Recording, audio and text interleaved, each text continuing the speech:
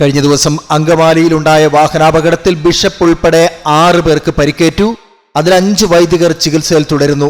പരിക്കേറ്റ great Britain രൂപത bishop Mar Joseph Srampickal പിതാവിനെ ഡിസ്ചാർജ് ചെയ്തു.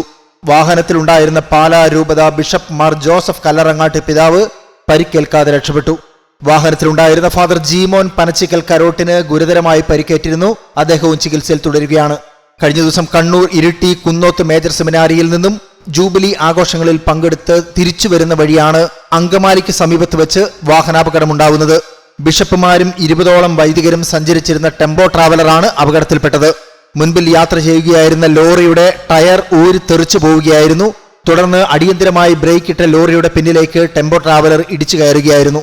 വണ്ടിയുടെ മുൻവശത്തെ ഗ്ലാസുകൾ പൊട്ടിച്ചിതറിയാണ് ചീളുകൾ തറച്ച് സ്രാമ്പിക്കൽ പിതാവിന് പരിക്കേറ്റത്. ജീമോൻ പനച്ചിക്കൽ കരോട്ടച്ചന് കഴുത്തിൽ പൊട്ടലുണ്ട് എന്നാണ് വിവരം.